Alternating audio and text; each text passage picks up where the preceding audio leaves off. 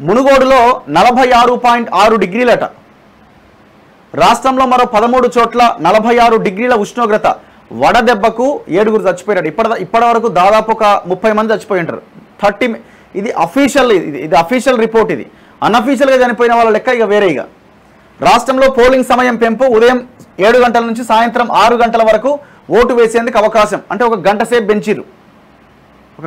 పెంచిరు. కొన్ని ఈ తీవ్రవాద మావోయిస్ట్ ప్రభావిత ప్రాంతాలని అత్యంత సమస్యాత్మక ప్రాంతాలు ఉంటాయి.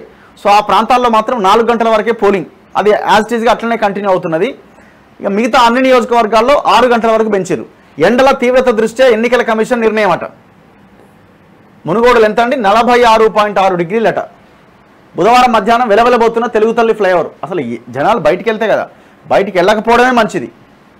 మీరు కనుక ఈ పార్టీల, నాకు తెలిసి పార్టీల మీటింగ్లను పోయిన వాళ్ళు సగం చచ్చిపోతున్నట్టున్నారు.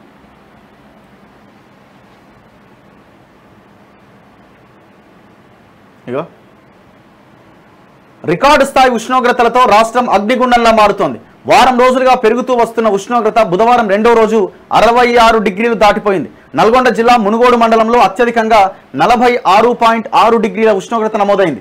రాష్ట్రంలో బుధవారం వడదెబ్బ తగిలి ఒక ఉపాధ్యాయురాలు బాలుడు సహా 7గురు మరణించారట. గురు, శుక్ర, శనివారాల్లో వడగాలులు వీస్తాయని కరీంనగర్, పెద్దపల్లి, భూపాలపల్లి, మహబూబ్ నగర్, నాగర్ కర్నూల్, వనపర్తి జిల్లాల్లో గురువారం వడగాలుల తీవ్రత ఎక్కువగా ఉంటుందని వాతావరణ శాఖ హెచ్చరించింది. మే నెలలో కనిష్ట గరిష్ట ఉష్ణోగ్రతలు సాధారణం కంటే ఎక్కువగా ఉంటాయని పేర్కొంది. మండుతున్న ఎండలతో గ్రేటర్ హైదరాబాద్లో మంగళవారం 88.75 మిలియన్ యూనిట్ల విద్యుత్ వినియోగం నమోదైంది. గత సంవత్సరం ఏప్రిల్ కంటే ఈ ఏడాది అదే నెలలో 20% విద్యుత్ డిమాండ్ పెరిగిందట. అబ్బా చూడండి ఒకసారి. గత 10 సంవత్సరాల్లో ఈ స్థాయిలో ఎండలు కాయడం ఇదే తొలిసారి అని వాతావరణ నిపుణులు చెప్తున్నారట. ఉమ్మడి నల్గొండ, వరంగల్, ఖమ్మం జిల్లాల్లో అత్యధికంగా ఉష్ణోగ్రతలు నమోదవుతున్నాయి.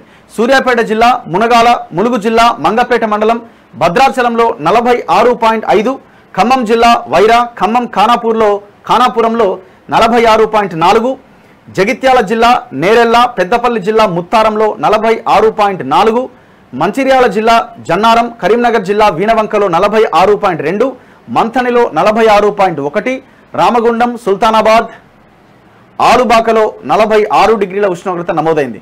చాలా జిల్లాల్లో 45 డిగ్రీలు దాటింది. ఆ మార్కు దాటిన ప్రాంతాలకు వాతావరణ శాఖ రెడ్ అలర్ట్ జారీ చేసింది. సో టోటల్ మనం తెలంగాణలో ఒక రెడ్ అలర్ట్లో ఉన్నాం. ఇక గ్రేటర్ హైదరాబాద్లో అయితే దాదాపు 43 నుంచి 44 డిగ్రీల ఉష్ణోగ్రత నమోదవుతుందట.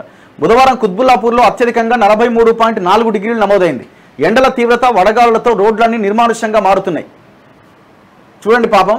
ఎన్నికల శిక్షణకు హాజరై వెళ్తూ వికారాబాద్ జిల్లా తాండూరులో ఎన్నికల శిక్షణకు హాజరై తిరిగి వెళ్తున్న రాణి అనే ఉపాధ్యాయురాలు వడదెబ్బ తగిలి బస్టాండ్ వద్ద కుప్పగూలిపోయిందట. ఆసుపత్రికి తరలించిన ఆమె చనిపోయింది అప్పటికే. కరీంనగర్ జిల్లా రామడుగు మండలం గోపాలరావుపేటకు చెందిన యశ్వంత్ అనే బాలుడు జగిత్యాల జిల్లా కోరుట్లలో పత్తిపాక రమేష్ వడదెబ్బతో చనిపోయారు. జనగామ, ఆదిలాబాద్ జిల్లాలో వడదెబ్బ తగిలి 2 ఉపాధి కూలీలు ప్రాణాలు కోల్పోయారట. ఎంత ఘోరమైన సిచ్యువేషన్ చూడండి. ఇంట్లో ఉన్న వడదెబ్బ తగులుతుందట. అందుకే ఎక్కువ వాటర్ తీసుకోవాలా, బాడీని కూల్ చేసే పదార్థాలు ఎక్కువగా తీసుకోవాలా.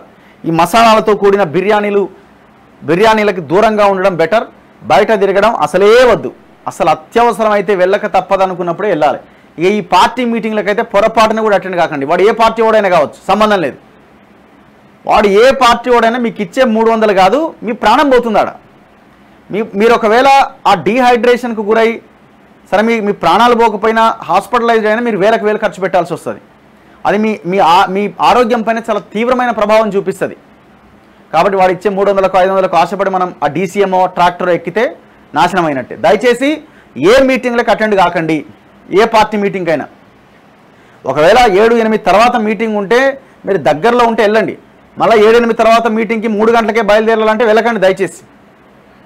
మీ పిల్లలు ఎవరన్నా ఆ ప్రచారంలో ఎండలో తిరుగుతున్నా ఆపండి దయచేసి. ప్రాణం కంటే విలువైంది ఏమీ లేదు. వాళ్ళు బాగానే ఉంటారు.